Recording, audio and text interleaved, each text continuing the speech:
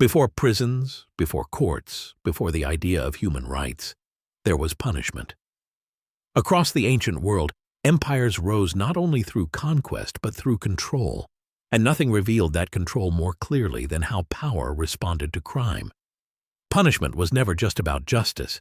It was about fear, about order, about reminding every individual, rich or poor, free or enslaved, where they stood in the hierarchy of society. In the ancient world, crime was not simply a violation of law. It was an act that threatened balance between ruler and subject, between the living and the gods, between chaos and order. To punish crime was to restore that balance, often through methods that modern societies would consider unimaginable. This documentary explores how ancient empires punished crime, and what those punishments reveal about power, belief, and humanity itself. We begin not with a single civilization, but with a question. Why did ancient societies punish so harshly? In worlds without police forces, surveillance, or long-term imprisonment, punishment had to be immediate, visible, and unforgettable. Pain was a language everyone understood. Public punishment sent a message that echoed far beyond the condemned individual. One body could teach an entire city how to behave. Ancient punishment was also deeply symbolic. Crimes were not equal, and neither were people.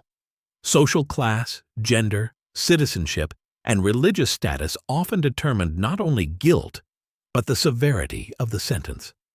A crime committed by a noble could be seen as more dangerous than the same crime committed by a commoner. In some societies, the reverse was true. To steal bread might cost a slave his life, while a noble paid a fine. To insult a god might bring death, while killing a man could sometimes be settled with compensation. Justice, in the ancient world, was rarely blind. Most ancient legal systems shared three core purposes: deterrence, retribution, and restoration of order. Deterrence meant fear strong enough to prevent others from committing the same act. Retribution meant balance, the idea that suffering must answer suffering. Restoration meant reasserting authority, whether divine or imperial. There were no universal laws. Every empire defined crime according to its own values. In some cultures, obedience to rulers was sacred. In others, loyalty to the gods mattered more than loyalty to kings. In many cases, the two were inseparable. Punishment was often public by design. Executions took place in city centers. Whippings were performed before crowds. Bodies were displayed, mutilated, or left unburied. These acts were meant to be seen, remembered, and feared. But punishment was not always violent. Exile, loss of citizenship, forced labor, enslavement, or public humiliation could destroy a person's identity just as completely as death. In societies where honor defined existence, shame was a powerful weapon.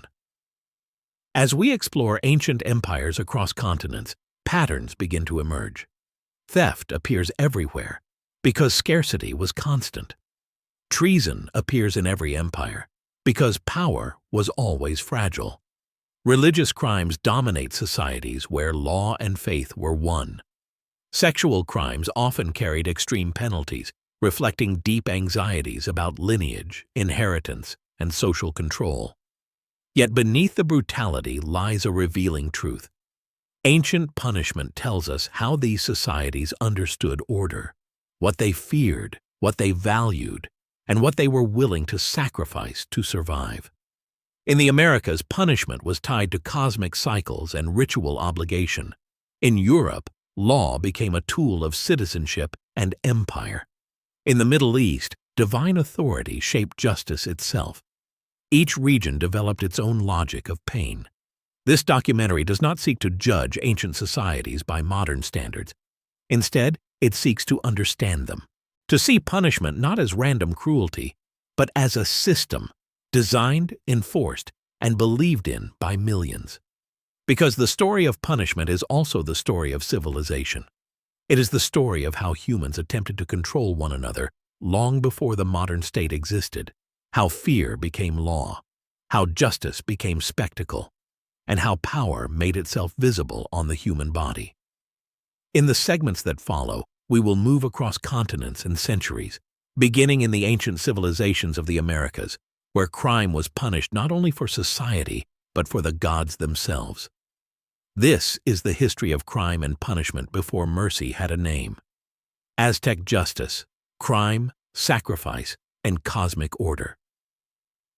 To the Aztecs, law was not merely a human invention. It was a reflection of the universe itself. In the heart of Mesoamerica, the Aztec Empire ruled millions through a rigid social order bound by ritual, warfare, and belief. Crime, in this world, was more than a personal failing. It was a rupture in cosmic balance, an offense that could anger the gods and threaten the survival of the empire itself. Punishment was the means by which that balance was restored. The Aztec legal system was highly organized, overseen by judges appointed by the state and ultimately accountable to the emperor. Contrary to popular myth, justice was not chaotic or arbitrary. Laws were clearly defined, trials were conducted, and evidence was considered. But mercy was rare. In Aztec society, obedience was sacred. Disobedience endangered everyone. The most severe crimes were those that challenged authority or morality. Treason, rebellion, and sacrilege were punished with death, often through ritual execution. These were not private acts of killing, but public ceremonies meant to demonstrate the power of the state and the favor of the gods. Human sacrifice, often misunderstood, functioned as both religious duty and legal punishment. Certain criminals, prisoners of war, and traitors were offered to the gods in elaborate rituals. Their deaths were believed to nourish the divine forces that sustained the sun, the rains, and the continuity of life itself. To the Aztecs, execution was not always a punishment. It was sometimes an honor. But it was an honor forced upon the condemned. Theft was treated with brutal seriousness. Stealing from temples or nobles often resulted in death. Lesser theft could lead to enslavement, where the offender lost freedom and identity, becoming property in repayment of their crime. Repeated offenses almost always ended in execution. Adultery was considered a grave threat to social stability. Those found guilty were typically stoned or strangled. Public execution ensured that the community understood the cost of violating sexual order. Even nobles were not exempt. In some cases, their punishment was harsher because their failure was seen as more dangerous. Drunkenness carried its own deadly consequences. While ritual intoxication was permitted during specific ceremonies, public drunkenness outside these contexts was a crime. For elders and officials, it was punishable by death. Self-control was not a personal virtue, it was a civic obligation. Children and youths were also subject to punishment, though often through severe physical discipline rather than execution. Parents were expected to enforce obedience at home, sometimes using methods that bordered on torture. Discipline began early because disorder, if left unchecked, could spread. Punishment in the Aztec Empire was deliberately visible. Executions took place in public squares, bodies were displayed, blood was not hidden. Fear was not accidental, it was policy. Yet this system was not driven by cruelty alone. It was driven by survival. The Aztecs believed the universe was fragile. The sun required nourishment. The gods demanded repayment for creation itself. Crime, therefore, was not just an offense against society, it was a threat to existence. Justice served the gods first, the empire second, and the individual last. And in this world, where law, religion, and power were inseparable, punishment became a sacred act, one that transformed crime into ritual and death into duty. As we move forward, we will see how other American civilizations approached justice differently, less centralized, less ritualized, yet no less revealing about the societies that enforced it. Maya justice, law, community, and restitution. Unlike the vast, centralized empire of the Aztecs, the Maya world was divided into independent city-states, each with its own rulers, customs, and courts. Yet across this fragmented landscape, one idea remained consistent: Crime was a disruption of social harmony, and justice existed to restore it. For the Maya, law was personal. There was no single legal code carved in stone. Instead, justice was guided by tradition, local authority, and communal expectation. Rulers, nobles, and appointed officials acted as judges, weighing not only the crime itself, but the status and intent of the accused. The goal was not always death. Often it was balance. Murder was considered the most serious offense. In many cases, the punishment was execution. But unlike other ancient societies, the Maya sometimes allowed blood compensation. The family of the offender could offer goods, labor, or wealth to the victim's family in exchange for mercy. Justice in these cases was negotiated rather than imposed. The value of a life was not equal across society. The murder of a noble carried far harsher consequences than that of a commoner. Social hierarchy shaped every verdict. Equality before the law did not exist. Theft was common in a world of scarcity, and it was punished firmly. Stolen goods had to be repaid, often with interest. If the offender could not pay, they were enslaved until the debt was settled. Freedom itself became currency. Repeat offenders rarely received second chances.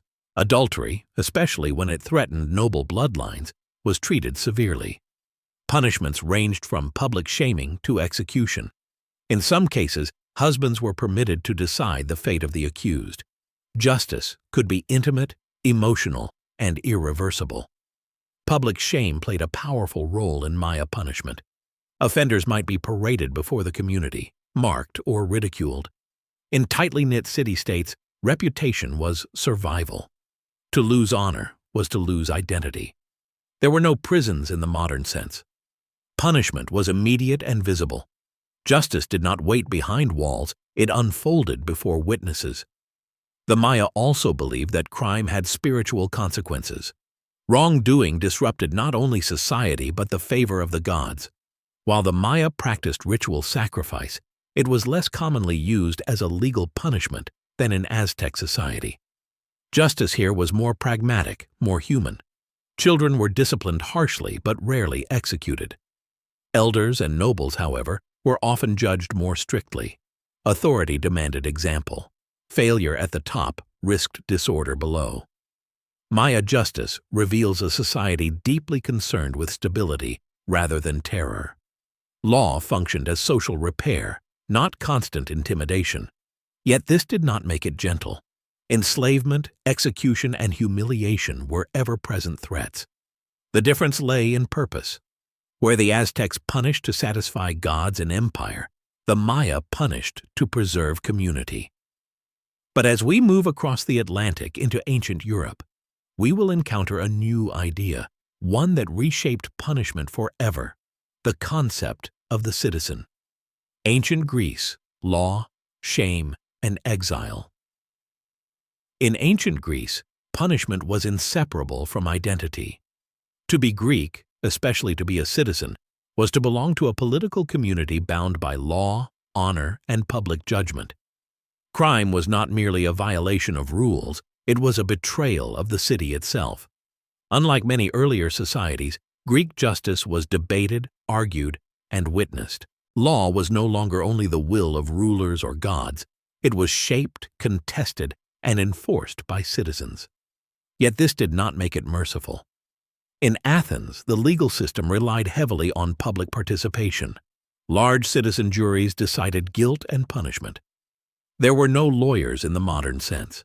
Accused individuals defended themselves. Reputation mattered as much as evidence. Persuasion could mean survival. Punishments reflected this civic culture. Fines were common, especially for lesser crimes. But failure to pay could result in loss of rights or enslavement. Poverty itself became a legal vulnerability. One of the most distinctive Greek punishments was ostracism. Once a year, Athenian citizens could vote to exile one individual for 10 years without proving a crime. Ostracism was not about guilt, it was about fear. Fear that one man's influence threatened the balance of the state. Exile erased a person from political life. It was social death without bloodshed. For more serious crimes, penalties were severe. Treason, rebellion, and attempts to overthrow the state were punishable by death. Methods varied: poisoning, execution, or exposure, but the result was final. The body of a traitor might be denied burial, condemning the soul as well as the name. Religious crimes were among the most dangerous offenses. Impiety, disrespect toward the gods, was considered a threat to the entire city. The most famous example is Socrates, condemned to death for corrupting the youth and introducing new gods. His execution revealed a harsh truth: even philosophical dissent could be fatal. In Sparta, punishment took a different form. Spartan law was uncompromising, focused entirely on discipline and obedience. Theft was not punished if done skillfully, but being caught was. The lesson was not morality, but competence. Weakness was the true crime. Spartan youths were subjected to brutal discipline from childhood. Endurance, silence, and submission were enforced through pain. Punishment was not corrective, it was formative. Law shaped the body as much as the mind. Across Greece, slaves existed outside the protection of law. They could be beaten, tortured, or killed with little consequence. Justice was a privilege of citizenship, not a universal right. Greek punishment reveals a society obsessed with balance between freedom and order, debate and discipline. Law was public, but mercy was conditional. Shame, exile, and loss of honor could destroy a life as effectively as execution. And yet, Greece introduced something new into the history of punishment: the idea that law could be discussed, challenged, and reformed. That idea would travel west, evolving into something far more systematic, far more brutal, and far more enduring. Rome, law as imperial power. No ancient civilization used law more deliberately than Rome. From a small city on the Tiber River, Rome expanded into an empire that ruled millions across 3 continents. This expansion was not maintained by armies alone. It was enforced through law, precise, hierarchical, and unforgiving. In Rome, punishment was not merely corrective, it was performative. Roman law divided society sharply. Citizens, non-citizens, freedmen, and slaves existed under different legal realities.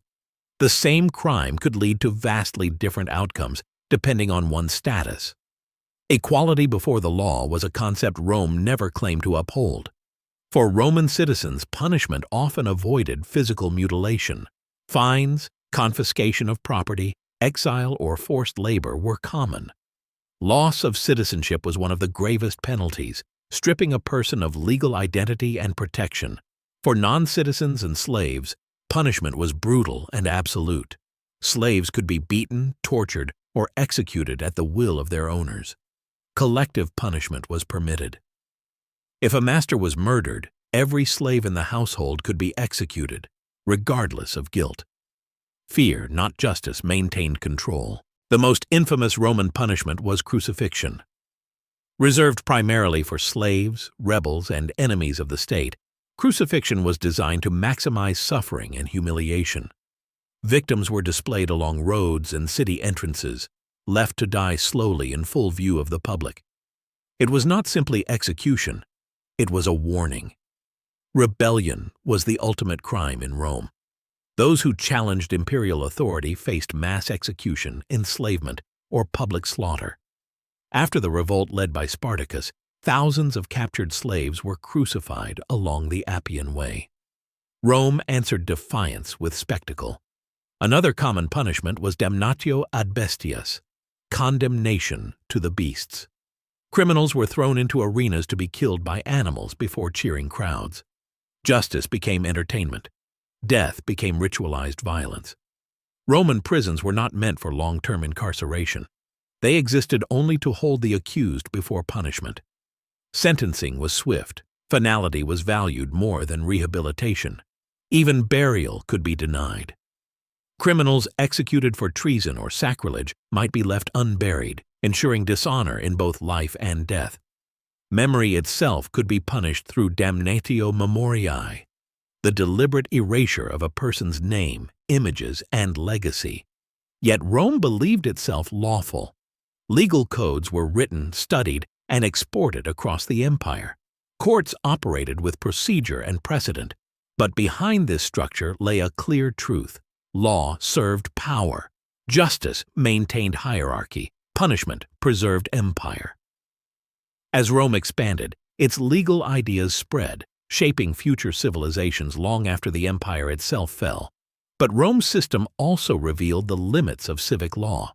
Where authority ended, belief often began. And as Europe moved through conquest and collapse, another region was developing a different foundation for justice, one rooted not in citizenship or empire, but in divine command. From civic law to divine law. As empires rose and fell across Europe, a different foundation for justice was taking shape farther east. In the ancient Middle East, law did not originate from citizens or emperors. It came from the divine. Kings ruled, judges presided, and punishments were carried out. But authority itself was believed to flow from the gods. Here, crime was not only a social offense, it was a sin. The Middle East gave rise to some of the earliest written legal traditions in human history. These laws were not debated in public assemblies, nor shaped by popular vote. They were proclaimed, recorded, and enforced as sacred truths. To disobey the law was to challenge the will of the divine. This shift transformed the meaning of punishment. In civic systems, law protected the state. In divine systems, law protected cosmic order. Justice was no longer simply about stability, it was about righteousness. The king stood at the center of this system. Often portrayed as chosen by the gods, the ruler acted as both political leader and moral enforcer. To commit a crime was to defy not just authority, but fate itself. Written law became a powerful tool. Carved into stone or inscribed on tablets, legal codes were made permanent and public. Their visibility reinforced the idea that law was unchanging, eternal, and beyond human argument. Judgment was not negotiated, it was declared. Punishments reflected this certainty. Corporal punishment, mutilation, and execution were common responses to crimes. The body became the site where divine justice was made visible. Pain demonstrated truth. Suffering confirmed order. Yet these systems were not without complexity. Many Middle Eastern legal traditions distinguished carefully between intent and outcome, between accident and willful wrongdoing. Some crimes demanded death, others required restitution. Justice could be severe, but it was also structured. Class distinctions remained powerful. A crime committed by a noble did not carry the same consequences as the same act committed by a commoner or a slave. Law was sacred, but society was unequal. Religious offenses carried the harshest penalties. Blasphemy, sacrilege, and violations of sacred ritual threatened the bond between humanity and the gods.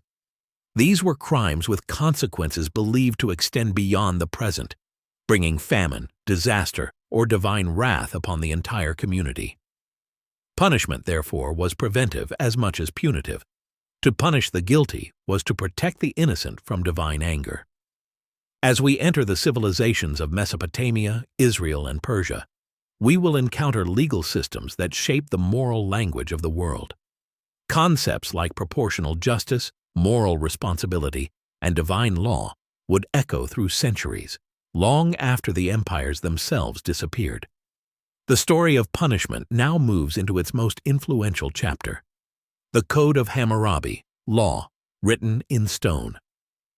Nearly 4,000 years ago, in the land between the Tigris and Euphrates rivers, law was carved into stone, literally. The Babylonian king Hammurabi ruled over a vast and diverse population.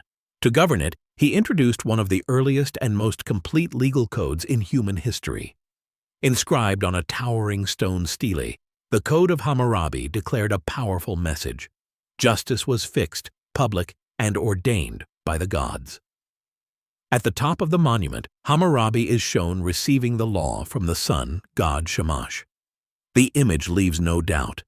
These laws were not created by men alone. They were divine.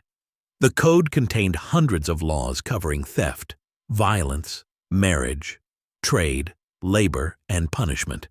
Every aspect of daily life fell under its authority.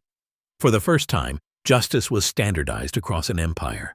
But standardized did not mean equal. Babylonian society was divided into classes: nobles, commoners, and slaves. The punishment for a crime depended entirely on who committed it, and against whom it was committed. Justice was proportional not to the act, but to social rank. This concept of retaliation was not meant to promote cruelty, but to limit it. Punishment was meant to match the offense, no more, no less. Yet in practice, this balance applied only within social classes. If a noble injured another noble, the same injury would be inflicted in return. But if a noble injured a commoner, the punishment might be a fine. If a slave was injured, compensation was paid to the owner, not the victim. Violent crimes carried harsh penalties. Assault could result in mutilation. Murder was often punished by death. False accusations could bring the same punishment intended for the accused. Justice in Babylon was unforgiving. Theft was treated as a direct threat to order. Stealing from temples or the palace was punishable by death. Burglary could result in execution at the site of the crime. Property was sacred because stability depended on it. Family and sexual laws were equally strict. Adultery was punishable by drowning. Incest and sexual misconduct carried severe penalties, especially when lineage or inheritance was at risk. Women were both protected and controlled by the law, subject to punishment, but also granted legal rights uncommon in many ancient societies. Perhaps most revealing are the laws governing responsibility. If a builder constructed a house that collapsed and killed its owner, the builder was executed. If the collapse killed the owner's son, the builder's son was killed. Justice extended beyond the individual. Punishment followed bloodlines. The Code of Hammurabi did not seek rehabilitation. It sought order. Its purpose was to instill fear, prevent chaos, and demonstrate the authority of both king and god. Though brutal, the code established a revolutionary idea. Law could be written, known, and appealed to. Judgment was no longer entirely arbitrary. Even kings were bound, at least symbolically, by the law they proclaimed. As Babylon fell and empires shifted, these ideas endured.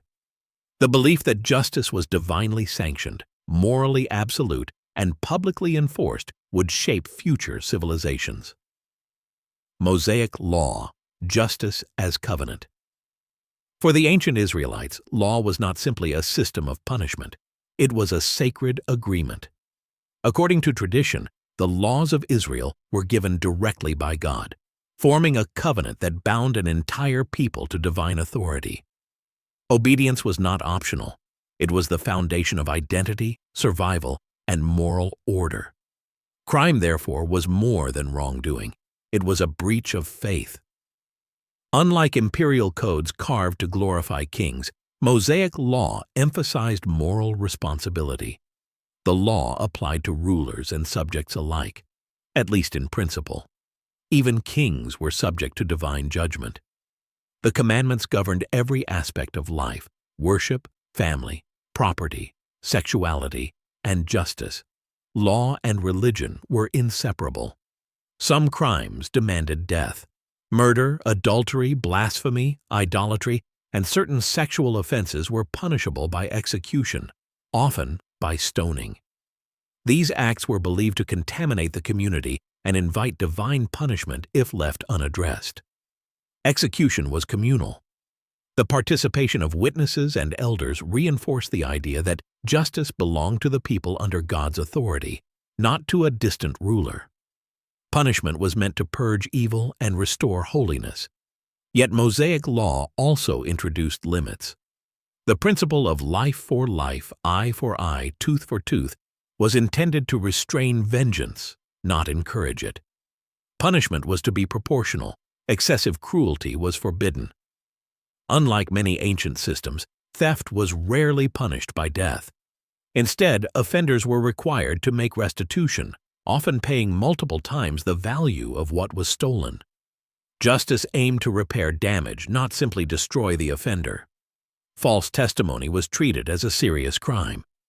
Anyone who bore false witness could receive the punishment they intended for the accused. Truth was sacred because justice depended on it. Cities of refuge were established for those who committed accidental killings. Intent mattered. Premeditated murder demanded death, but unintentional killing allowed for protection and asylum. This distinction marked a significant moral development in ancient law. Social justice played a visible role. Laws protected widows, orphans, and the poor. Judges were warned against corruption. Mercy was not weakness, it was obedience to divine will. Still, punishment could be severe. Rebellious children, persistent offenders, and those who openly defied religious authority faced harsh consequences. Order was maintained through collective responsibility. Mosaic law framed punishment not as imperial domination, but as moral discipline. The goal was not spectacle, but righteousness. Justice was meant to shape behavior and preserve a holy community. This system would influence religious and legal traditions for millennia, shaping later concepts of sin, crime, and moral law. But as empires expanded, another power emerged, one that ruled vast territories without imposing a single religion, yet punished rebellion with merciless precision. Persian justice, tolerance, and absolute authority. The Persian Empire was vast, stretching from the Indus Valley to the Aegean Sea. Governing such diversity required a different approach to law and punishment. Unlike many empires before it, Persia did not attempt to erase local customs or impose a single religious code. Instead, Persian rulers allowed subject peoples to retain their own laws, traditions, and courts. But this tolerance had limits. At the center of the empire stood the king, believed to rule by divine favor. Loyalty to the crown was absolute. Crimes against the state were treated as crimes against cosmic order itself. Treason was the ultimate offense. Rebels, conspirators, and those accused of undermining royal authority faced the harshest punishments. Historical accounts describe executions by hanging, impalement, mutilation, and dismemberment. These punishments were not hidden. They were designed to be seen and remembered. Fear preserved unity. Satraps, provincial governors, were responsible for enforcing law, collecting taxes, and maintaining order. While local legal traditions were respected, Persian officials intervened swiftly when stability was threatened. Rebellion was met with overwhelming force, yet Persian justice was not entirely arbitrary. Zoroastrian beliefs emphasized the struggle between truth and falsehood, order and chaos. Justice was seen as a moral act. Truthfulness was sacred. Lying, corruption, and betrayal were considered deeply destructive crimes. False accusation could result in severe punishment. Judges were expected to act fairly, and corruption was condemned, at least in principle. Law was meant to reflect cosmic order, not personal whim. Punishment often took the form of physical suffering. Mutilation, such as the removal of ears, noses, or tongues, was used to mark criminals permanently. These marks served as living warnings, transforming the body into a symbol of state power. Execution methods varied, and historical sources sometimes exaggerate their brutality. But there is no doubt that punishment under Persian rule was intended to be unforgettable. Despite this severity, the empire functioned with remarkable stability. Roads, communication systems, and administrative order allowed law to travel quickly across vast distances. Justice, once declared, was enforced. Persian rule revealed a powerful truth.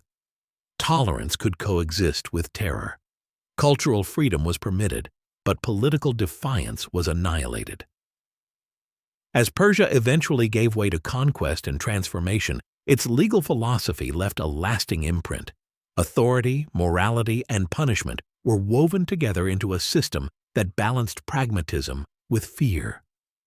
With Persia, we reach the end of our journey through ancient systems of punishment. Ancient Egypt, order, punishment, and the judgment beyond death. To the ancient Egyptians, justice did not end with death. Unlike many other civilizations, Egypt understood crime not only as a social disruption, but as a threat to the fundamental order of the universe. This order was known as Ma'at, the principle of truth, balance, harmony, and cosmic stability. To live justly was to live in accordance with Ma'at. To commit crime was to invite chaos. Punishment existed to prevent that chaos. Egyptian law was not codified in a single written legal code like Babylon's, but it was deeply structured. Authority flowed from the pharaoh, who was believed to be both king and divine intermediary. His role was not merely to rule, but to uphold Ma'at on earth. To defy the law was, therefore, to defy the gods. Most legal cases were handled locally by councils of elders, officials, and scribes. Evidence was presented, witnesses were questioned, and verdicts were issued in the name of order. While this system allowed for judgment and procedure, it left little room for mercy. Punishments varied widely, but all carried symbolic weight. For minor offenses, such as failure to pay taxes, disobedience to officials, or small-scale theft, punishments included beatings, fines, forced labor, or confiscation of property. Physical punishment was common and socially accepted. Pain was seen as corrective, not excessive. More serious crimes brought permanent consequences. Corruption among officials was considered especially dangerous. Those who abused authority threatened Ma'at itself. Punishment could include public beating, dismissal, exile, or mutilation. An official who failed morally was believed to endanger the entire state. Tomb robbery was one of the most severe crimes in ancient Egypt. The dead were sacred. Tombs were not simply graves. They were eternal homes for the soul. To violate a tomb was to attack both the deceased and the gods who protected the afterlife.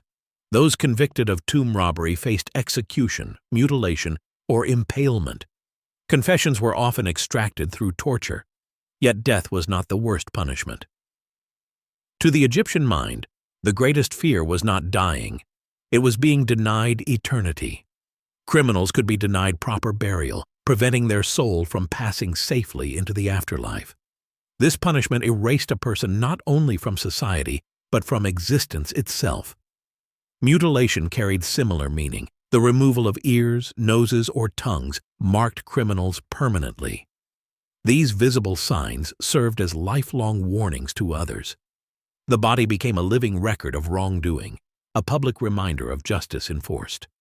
Crimes against the state, including treason or conspiracy against the pharaoh, were treated as direct assaults on cosmic order.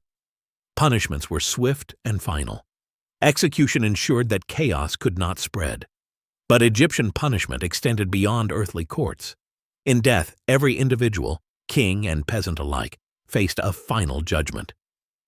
According to belief, the heart of the deceased was weighed against the feather of Ma'at. A heart heavy with sin would condemn the soul to annihilation, devoured by a divine beast. There was no appeal, no mercy, no afterlife. This belief shaped behavior profoundly. Even when crimes went undetected in life, Egyptians believed divine justice would prevail in death. Law was eternal. Punishment was unavoidable. In this way, Egypt developed one of the most psychologically powerful justice systems in the ancient world. Fear was not limited to the present. It extended into eternity. Justice was not only enforced by rulers and courts, but by belief itself. Punishment in ancient Egypt reveals a civilization obsessed not with terror alone, but with balance. Crime was dangerous because it threatened harmony. Punishment existed to restore it, on earth and beyond.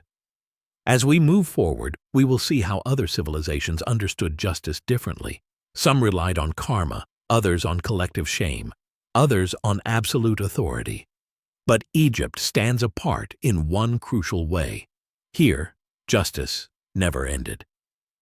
Imperial China, law, shame, and collective punishment. In Imperial China, justice was not focused on the individual alone. It was focused on harmony.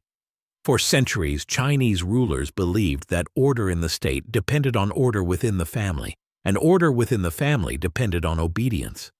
Crime was not merely a personal failure, it was a disruption of social balance that could spread if left unchecked. Punishment existed to contain that disruption. Chinese law was shaped by two powerful forces, legalism and Confucianism. Legalism emphasized strict laws and severe punishment.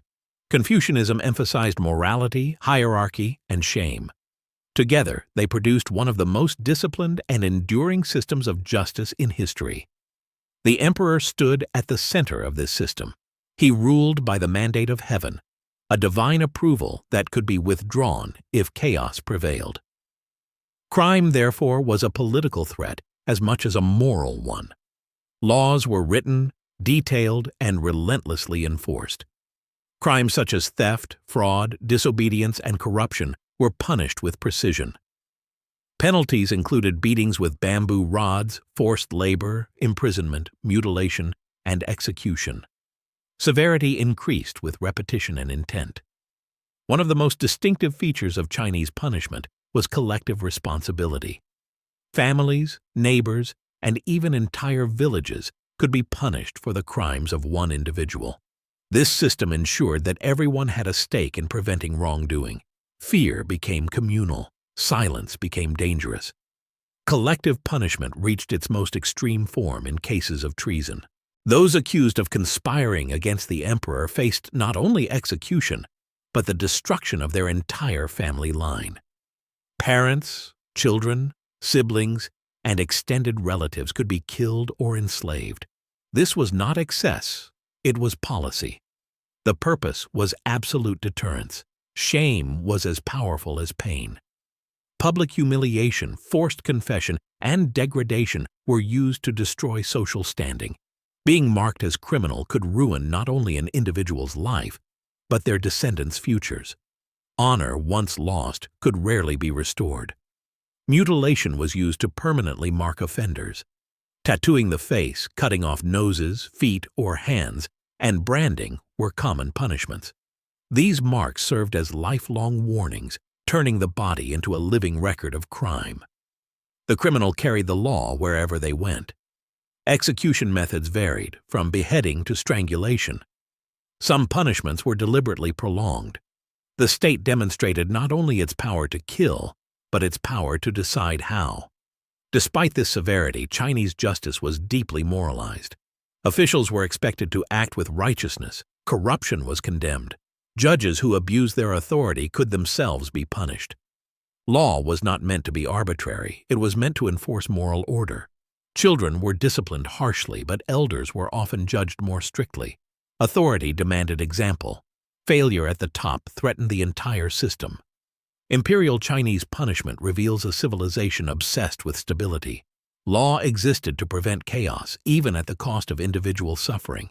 Fear, shame, and collective responsibility replaced mercy. Justice was not about the individual, it was about order.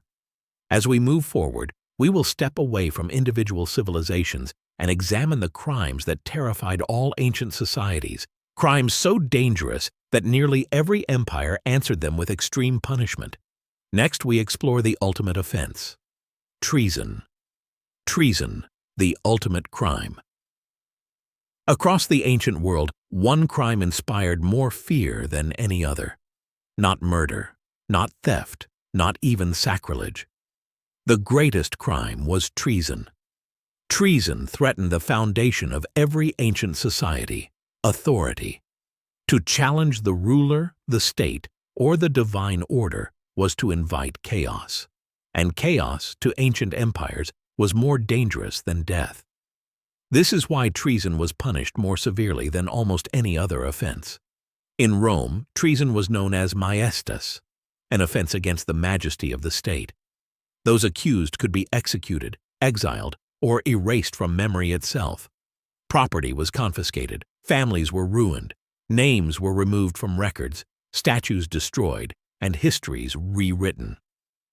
The goal was not only to eliminate the traitor, but to make an example so powerful that no one would dare follow. In Persia, rebellion was met with overwhelming violence. Entire cities could be destroyed. Leaders were executed publicly, often in brutal ways meant to inspire terror. Mercy was seen as weakness, stability demanded fear. In imperial China, treason was punished through collective annihilation. The criminal's entire family could be executed, enslaved, or banished. Even distant relatives were not spared. Loyalty was enforced not through trust, but through blood. To betray the emperor was to betray heaven itself. In ancient Israel, treason against the covenant was inseparable from religious rebellion. Kings who defied divine law were condemned by prophets. Political disobedience carried spiritual consequences. Rebellion endangered the entire nation. In the Americas, treason against the ruler or priesthood was often answered with ritual execution. The offender's death was not merely punishment, it was purification. Blood restored order. Why was treason punished more harshly than murder? Because murder removed one life. Treason threatened all lives. Ancient empires were fragile. Communication was slow. Authority was distant. Rebellion could spread quickly and uncontrollably. Punishment had to be absolute to prevent imitation. This is why treason was often punished before guilt was fully proven. Accusation alone could destroy lives. Fear replaced evidence. Treason also challenged legitimacy. Kings ruled by divine right, tradition, or conquest. To question that rule was to question the entire system. Punishment defended not just power, but belief. Even speech could be treason. Insults, rumors, satire, or failure to show proper respect could result in arrest or execution. Silence was safer than honesty. The punishment of treason reveals the true priority of ancient justice. Order came before truth. Stability came before mercy. Power came before life. And yet, treason has never disappeared. The same fear that haunted ancient empires continues to shape modern states. Where loyalty is demanded, dissent is watched, and rebellion is feared. To punish treason was to punish the idea that power could be challenged, and that idea was more dangerous than any weapon. In the next segment, we turn to another category of crime that terrified ancient societies: crimes against the gods themselves. Religious crime. Religious crimes, when belief became law. In the ancient world, religion was not a private matter. It shaped law, authority, morality, and identity. To offend the gods was not simply a personal act of disbelief. It was a crime that endangered everyone. Religious crime was feared because its consequences were believed to extend beyond human control. Drought, plague, military defeat, and natural disaster were often blamed on divine anger. One person's sin could bring catastrophe upon an entire city. Punishment existed to prevent that wrath. Across ancient civilizations, blasphemy, sacrilege, heresy, and impiety were among the most harshly punished offenses. These crimes challenged the bond between the divine and the community, a bond believed to be essential for survival. In Mesopotamia, failure to honor the gods properly could lead to execution or exile. Temples were economic and spiritual centers. To steal from them or disrespect their rituals was to attack the gods directly. In ancient Israel, religious law governed daily life. Worship of other gods, blasphemy, and violation of sacred laws were punishable by death. These punishments were not seen as cruelty, but as purification, removing corruption from the community. Religious crime was collective. Communities were expected to enforce divine law together. Witnesses, elders, and families all bore responsibility. Failure to punish the guilty could invite divine punishment upon everyone. In Greece, impiety was a political threat as well as a religious one. The gods protected the city. To insult them was to weaken it. The execution of Socrates demonstrated how dangerous unorthodox belief could be when it challenged tradition. Rome initially tolerated many religions, but only as long as they did not undermine loyalty to the state. Refusal to honor Roman gods or the emperor could be interpreted as treason. Faith became a test of obedience. In Egypt, religious crime disrupted Ma'at itself. Sacrilege threatened cosmic balance. Punishment was severe, and fear extended into the afterlife, where divine judgment awaited all souls. In the Americas, religious law was inseparable from political authority. Priests and rulers enforced ritual obedience. Those who defied sacred customs could be sacrificed not only as punishment, but as offerings meant to restore harmony. Why were religious crimes punished so harshly? Because belief was the foundation of order. Ancient societies did not separate law from faith. The gods were lawmakers, judges, and executioners. To challenge belief was to challenge reality itself. Punishment reinforced certainty. Public executions, ritual killings, and communal stoning served to reaffirm shared faith. Doubt was eliminated alongside the doubter. And yet, religious punishment was not only about fear, it was about unity. Shared belief created cohesion. Punishment enforced conformity. Survival depended on obedience. These ancient systems reveal a powerful truth. When belief becomes law, punishment becomes sacred, and sacred punishment allows no appeal. As we move forward, we turn to another category of crime that reveals deep social anxieties, crimes involving sex, honor, and the control of the body. Next, we explore how ancient societies punished sexual crimes and what those punishments reveal about power, gender, and fear. Sexual crimes and social control. In the ancient world, sexuality was never merely personal. It was political, it was economic, it was sacred. Sex determined lineage, inheritance, and social order. Control of the body, especially the female body, was central to the survival of families, dynasties, and empires. For this reason, sexual crimes were punished with a severity that often exceeded that of violence or theft. Sexual behavior was law. Across civilizations, adultery was one of the most feared offenses. It threatened bloodlines, property rights, and male authority. Punishment was swift and often deadly. In ancient Mesopotamia, adulterers could be drowned or executed. In Israelite law, adultery was punishable by stoning. In Rome, it could result in exile or death, particularly for women. In India and China, punishments varied by caste and status, but often included mutilation or execution. Men and women were not punished equally. In nearly every ancient society, women bore the harsher burden of sexual law. Female sexuality was treated as property of fathers, husbands, or the state. A woman's transgression was seen as a public crime, even when coercion or violence was involved. Male offenders were sometimes fined or forgiven. Female offenders were often killed. Rape, by contrast, was frequently treated not as a crime against the victim, but as a crime against ownership. Compensation was paid to fathers or husbands. The woman's suffering was secondary to the loss of honor. In some cultures, victims were punished alongside their attackers. Silence became a survival strategy. Incest was universally feared. It violated sacred boundaries and threatened divine order. Punishments ranged from execution to exile, depending on the society and status of those involved. These laws reinforced strict family hierarchies and controlled inheritance. Homosexual acts were treated differently across cultures, but when punished, they were often framed as violations of gender roles rather than consent. Law enforced expectation, not identity.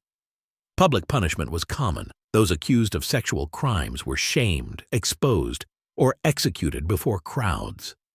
These acts reinforced social norms through fear and humiliation. The body became a lesson. Sexual punishment reveals one of the most disturbing truths of ancient justice. Law existed less to protect individuals than to protect structure. Honor mattered more than consent. Lineage mattered more than life. Control mattered more than compassion. Yet these laws were not accidental. They were designed to stabilize societies where inheritance determined power and legitimacy. To control sex was to control the future.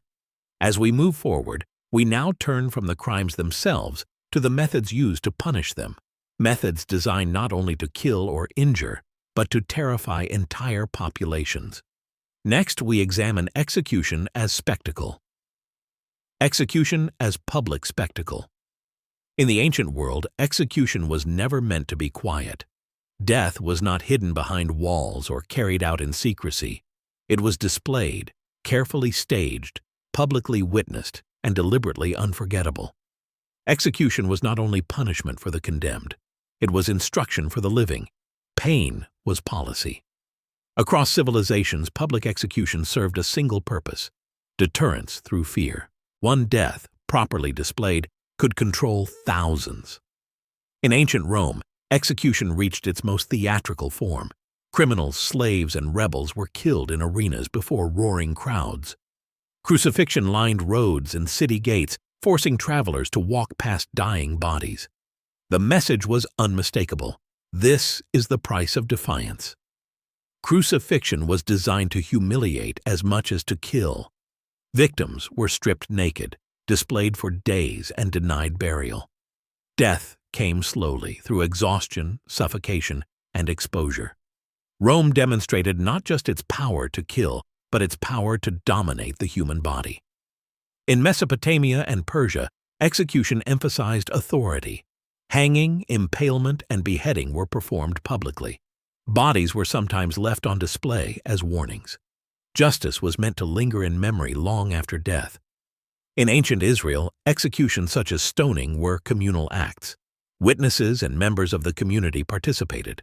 This collective violence reinforced shared responsibility and reaffirmed obedience to divine law. In imperial China, executions were meticulously controlled by the state. Public beheadings reminded citizens that the emperor's authority extended over life itself. Some punishments were prolonged, designed to break not only the body, but the will. In the Americas, execution often merged with ritual. Human sacrifice punished crime while honoring gods. The crowd did not merely witness death. They believed they were sustaining the universe itself. Why was execution so public? Because ancient states lacked modern systems of surveillance and incarceration. Fear had to travel faster than authority. Public death communicated instantly. Execution was also symbolic. The method of death reflected the crime. Traitors died publicly. Religious offenders died ritually. Slaves died painfully. Nobles, when executed, were sometimes granted quicker deaths, because status mattered even in punishment. Crowds were essential. To watch execution was to participate in justice. Silence was consent. Applause was loyalty. Witnessing death reinforced submission. But spectacle came at a cost. Repeated exposure to violence normalized cruelty. Pain became entertainment. The boundary between justice and vengeance blurred. Yet ancient rulers accepted this cost willingly. A fearful population was an obedient one. Execution as spectacle reveals the raw mechanics of ancient power. Law was enforced not through rehabilitation or confinement, but through terror made visible. Justice was not meant to be fair, it was meant to be seen. In the next segment, we turn to punishments that did not always kill, but often destroyed lives more completely than death itself. Exile. Enslavement. Mutilation. Punishments worse than death. Punishments worse than death.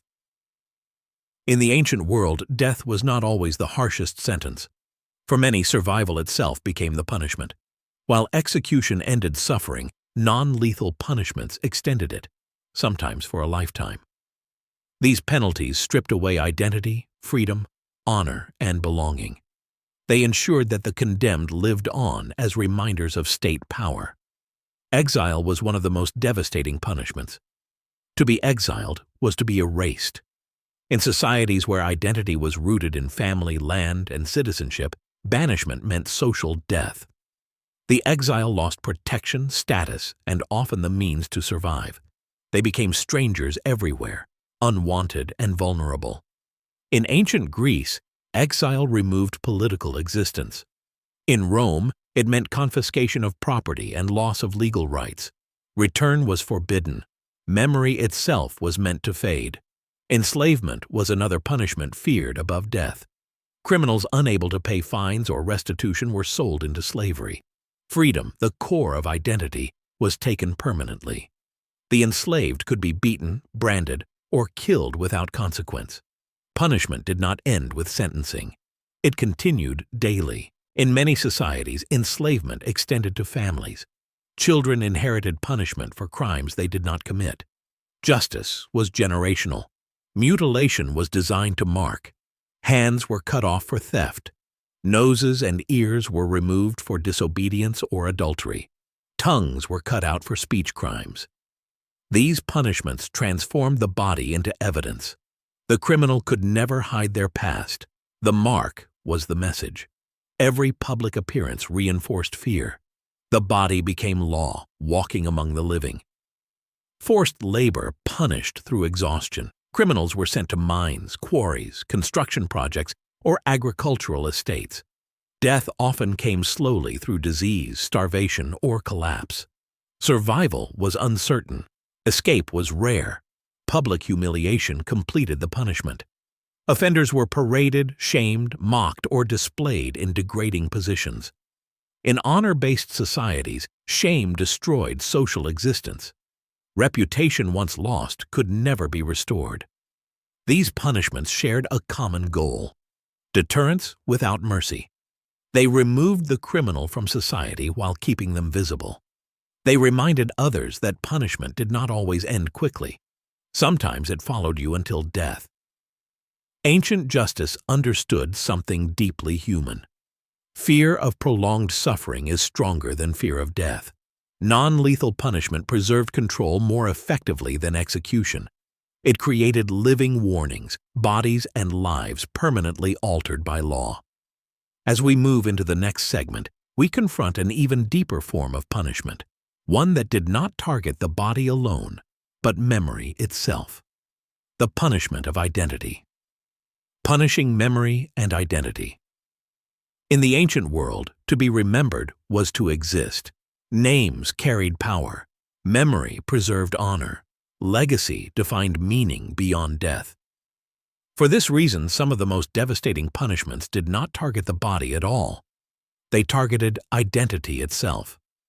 This was punishment beyond death. Across civilizations, rulers understood that killing an enemy was not always enough.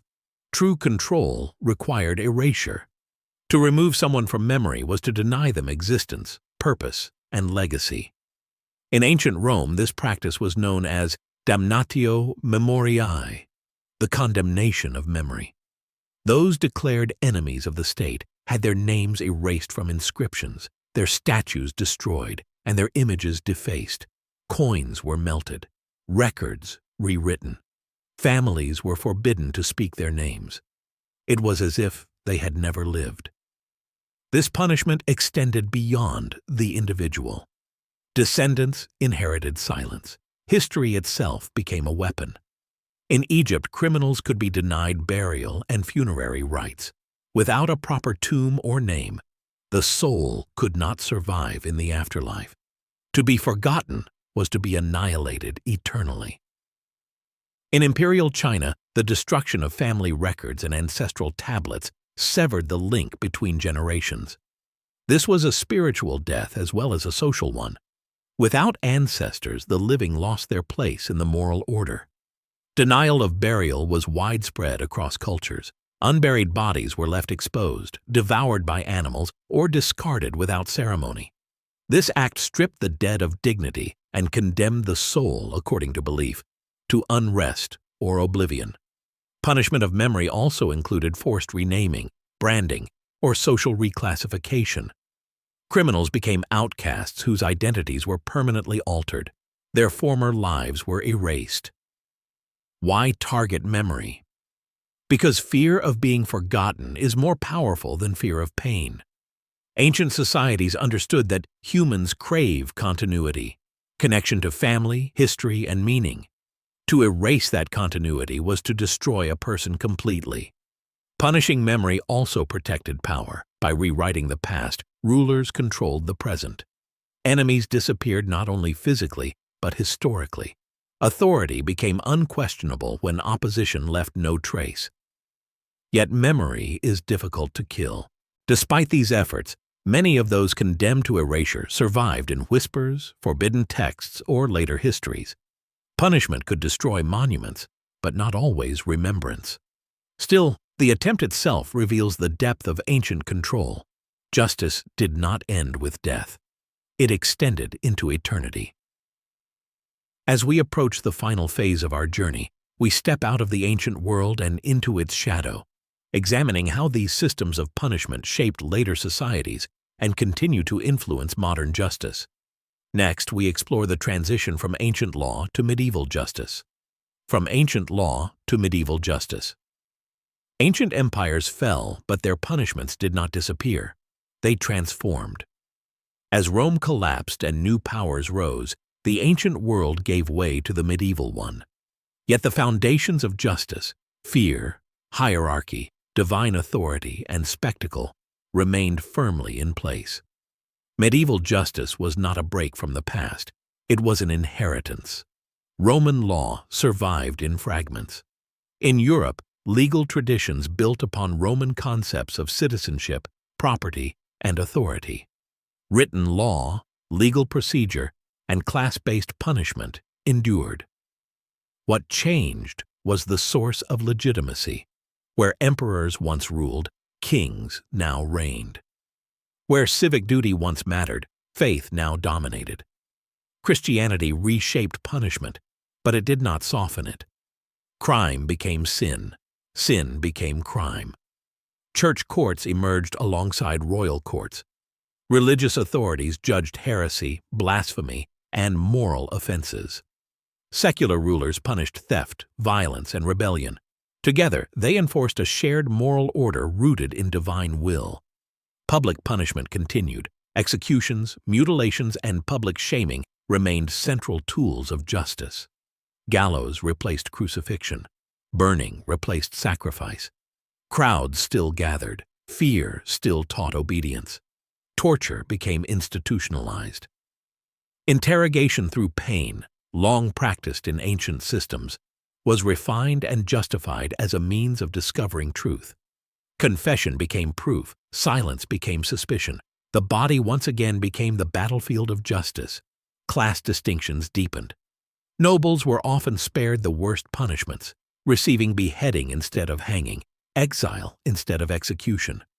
Commoners endured mutilation, public humiliation, and slow deaths. Justice remained unequal, just as it had been in antiquity. Collective punishment persisted. Families could be punished for the crimes of one member. Villages could be fined or destroyed for harboring criminals. Loyalty was enforced through shared fear. Ancient ideas of divine judgment also endured. The belief that God would punish the guilty, if not in life, then in death, continued to justify harsh sentences. Hell replaced annihilation. Eternal suffering replaced cosmic imbalance. Fear of the afterlife remained a powerful tool. Even memory punishment survived. Heretics were erased from records. Traitors' names were cursed.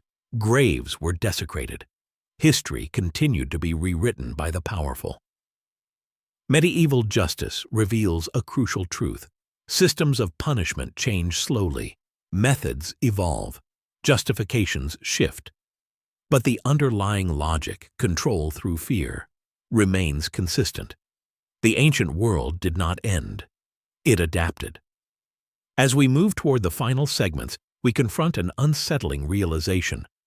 Many modern systems of punishment still echo these ancient practices, reshaped, regulated, and rebranded, but deeply familiar.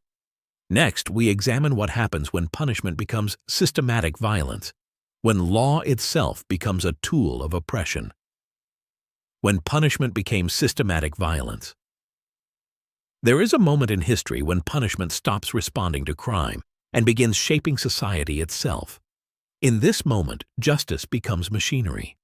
As states grew larger and more powerful, punishment evolved from isolated acts into systems of control. Violence was no longer occasional. It was organized, regulated, and sustained.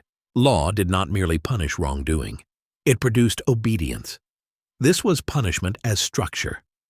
Slavery stands at the center of this transformation.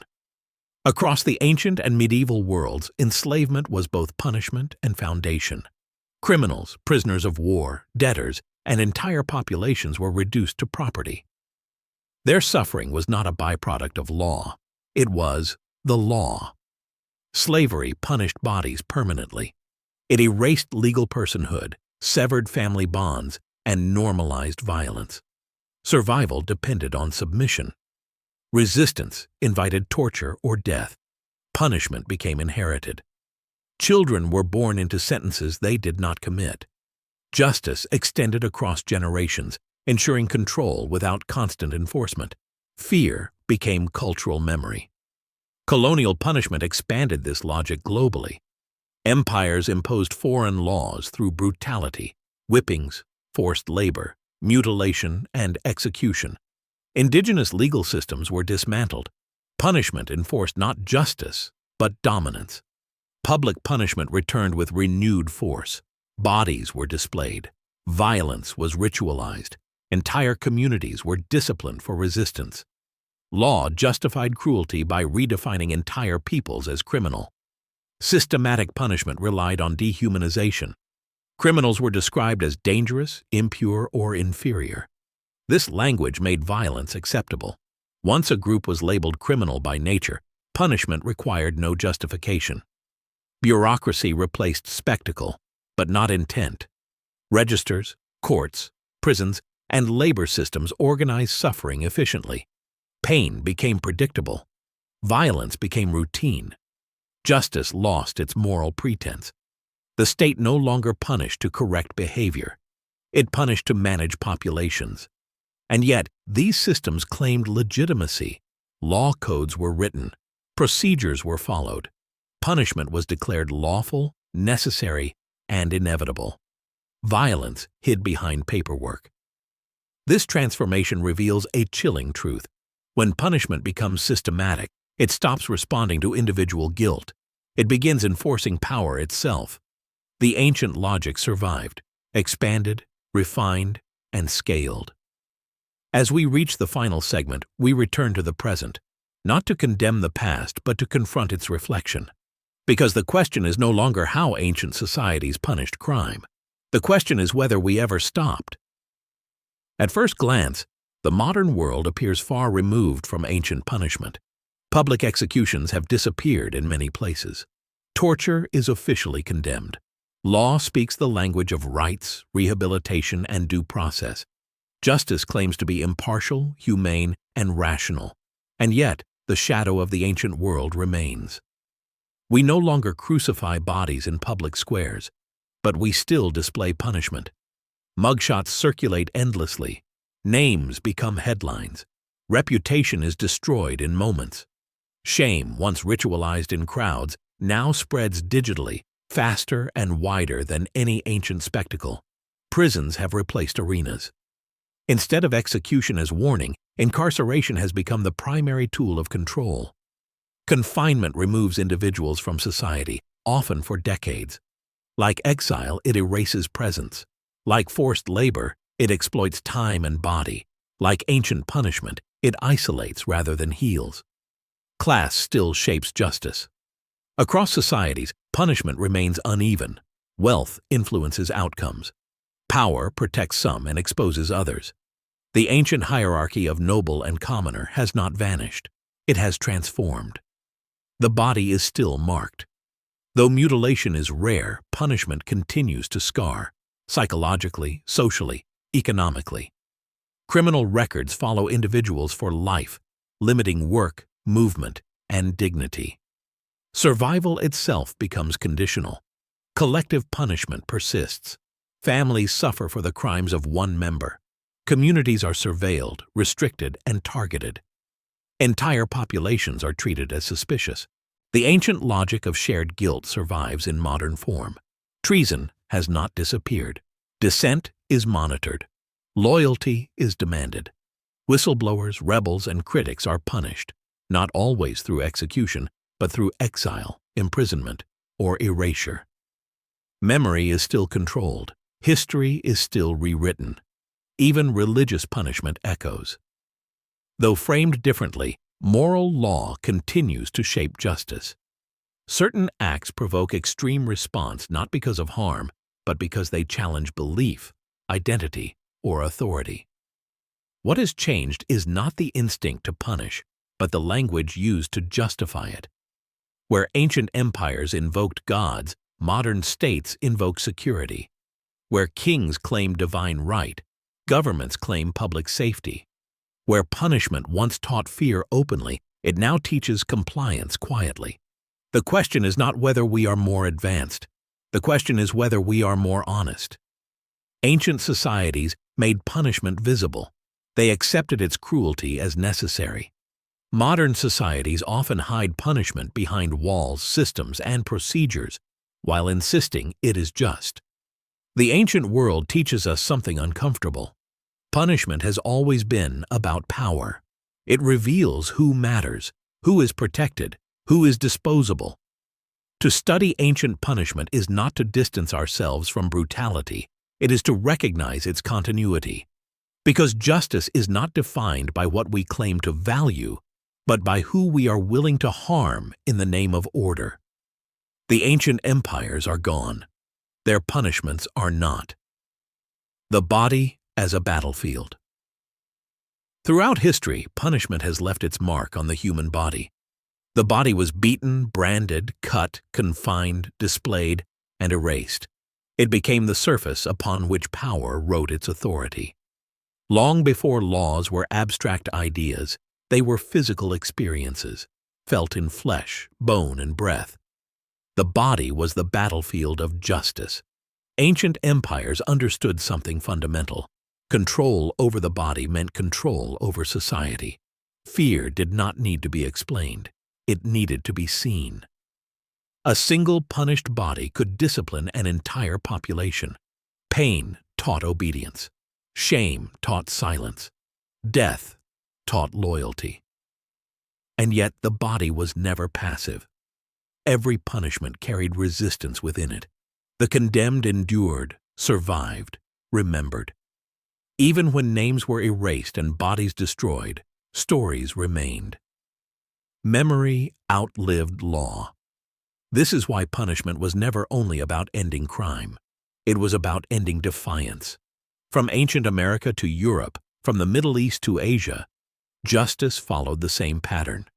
Power defined crime. Crime justified punishment, and punishment reinforced power.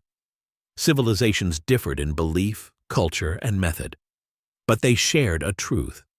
Order was fragile. Fear was reliable. As societies grew more complex, punishment grew more systematic. It became quieter, more bureaucratic, more distant, but it never disappeared.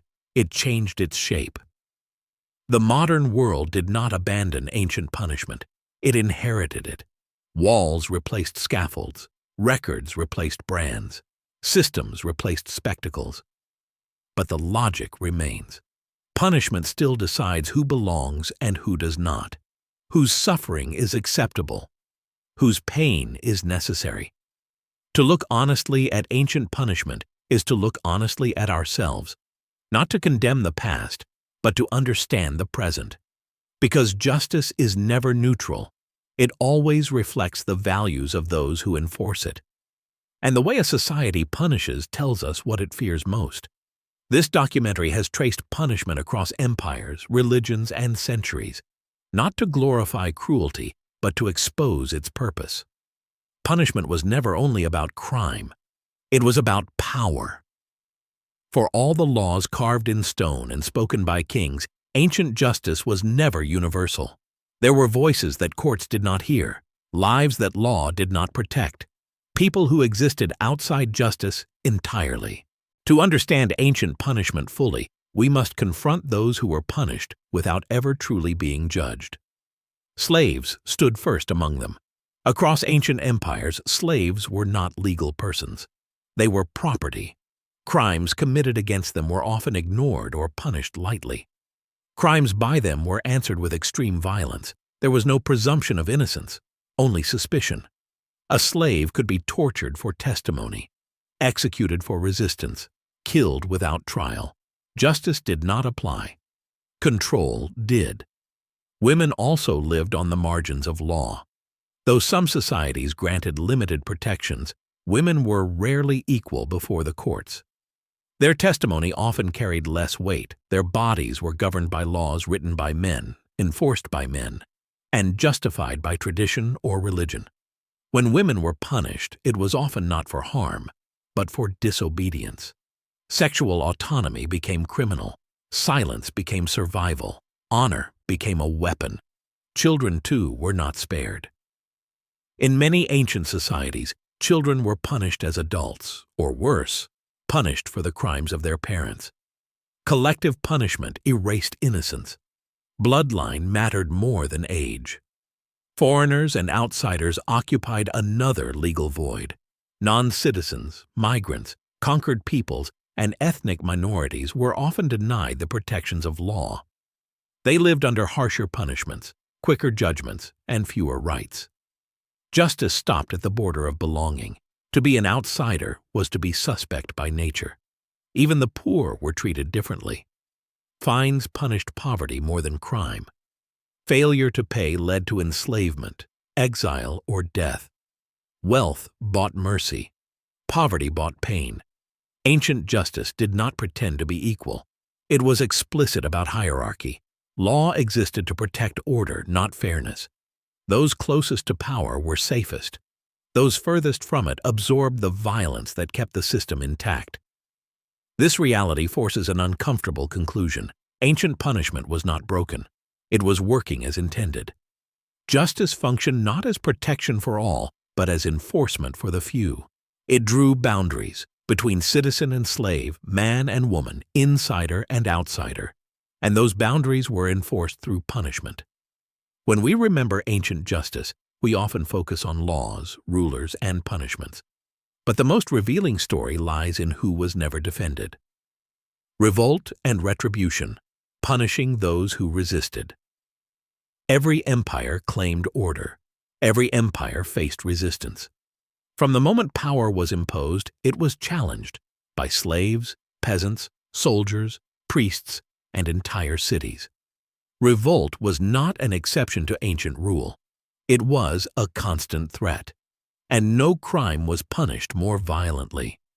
Rebellion was treated not as disagreement, but as infection. It had to be crushed completely, or it would spread. Punishment was designed not merely to defeat rebels, but to erase the idea of resistance itself. In ancient Rome, rebellion invited annihilation. After slave uprisings or provincial revolts, punishment was collective and absolute. Leaders were crucified publicly.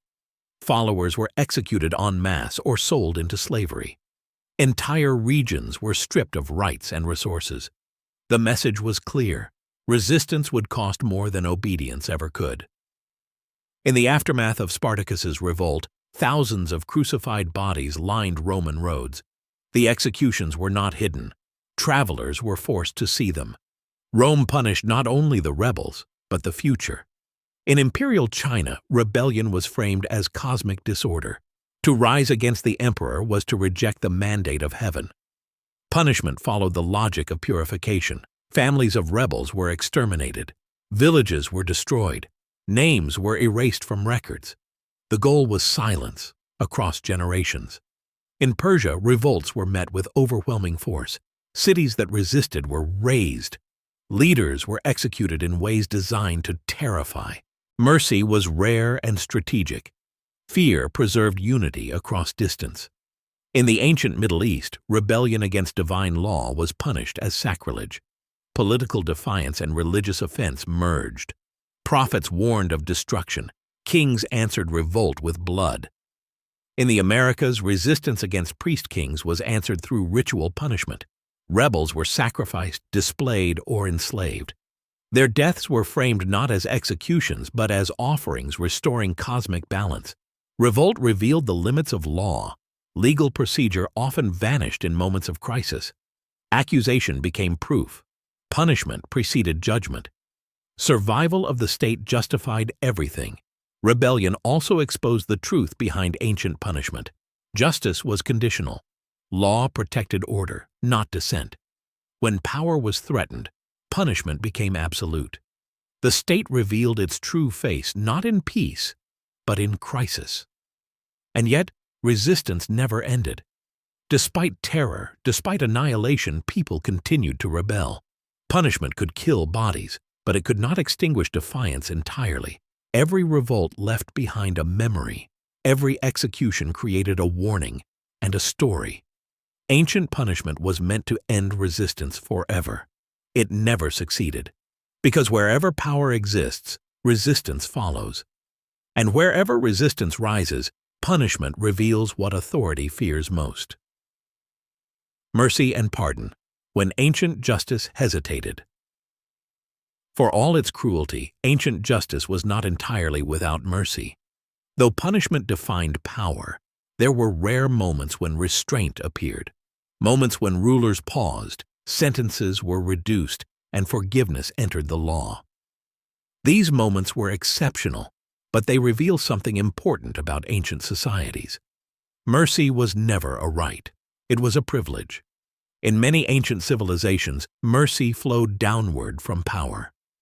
Kings, emperors, and rulers alone could pardon crimes. This authority reinforced hierarchy. To forgive was to demonstrate supremacy.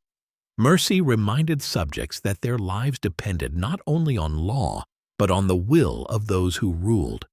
In ancient Mesopotamia, kings sometimes issued decrees canceling debts or freeing prisoners. These acts were framed as restorations of order, not compassion. Mercy was political. It stabilized society during crisis or unrest. In Egypt, pharaohs could commute sentences or spare offenders during religious festivals. Such acts reinforced the image of the ruler as both just and benevolent, upholding ma'at not only through punishment, but through balance. In ancient Israel, mercy appeared through repentance. Certain offenses allowed atonement through sacrifice, restitution, or sincere confession. Though some crimes demanded death, others allowed return to the community.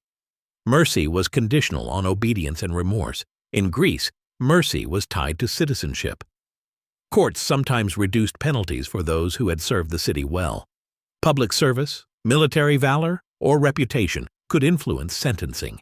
Law was harsh, but reputation mattered. Rome perfected political mercy.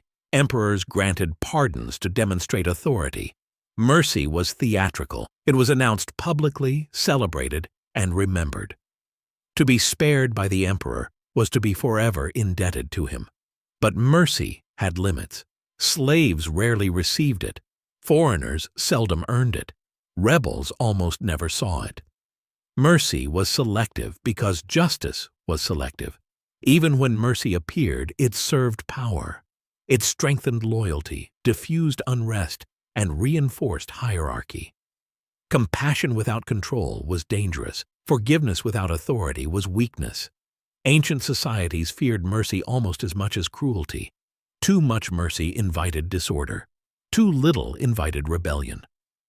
Punishment and pardon existed in tension, each defining the other.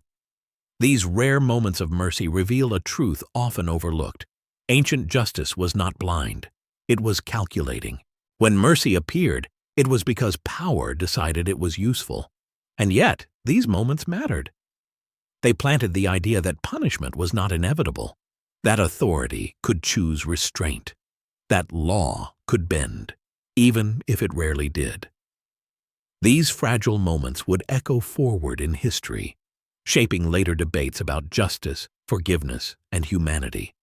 Because even in the harshest systems, the possibility of mercy changed how people understood punishment. It reminded them that law was not fate. It was choice. Fear, faith, and the birth of justice. Across continents and centuries, ancient empires answered crime with pain.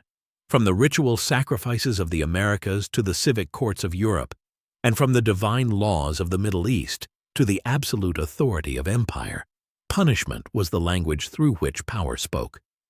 Though the methods differed, the purpose was often the same. Ancient punishment was not designed to heal. It was designed to warn. Bodies became messages. Suffering became instruction. Justice was not private. It was public, unforgettable, and final. Every civilization we have explored feared disorder. Theft threatened survival. Rebellion threatened authority. Religious crime threatened the universe itself. Punishment existed to hold these fears at bay. And yet, punishment also revealed values. Some societies sought balance through restitution. Others demanded blood for blood. Some punished elites more harshly, believing their failure endangered all. Others protected the powerful and crushed the weak. Justice reflected hierarchy as clearly as it reflected morality. Divine law transformed crime into sin. Civic law transformed crime into betrayal. Imperial law transformed crime into resistance. Each system justified violence through belief in gods, in order, in destiny, or in the state. There were no prisons designed for reform. There were no concepts of rehabilitation as we understand them today. To be punished was to be corrected or erased. But within these harsh systems, new ideas emerged. The concept that punishment should be proportional, the recognition of intent, the belief that law should be written and known, the understanding that rulers themselves could be bound by justice, at least in theory. These ideas did not soften ancient punishment, but they shaped the future. Modern legal systems did not emerge in opposition to ancient justice. They evolved from it.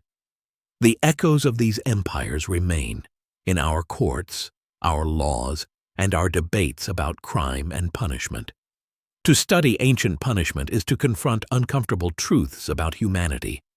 That fear has always governed societies. That power has always marked the body. And that justice has never been free from belief. This documentary has traced the origins of punishment not to cruelty alone, but to survival, to the human need for order in an uncertain world. The question that remains is not how ancient empires punished crime. It is why we still do.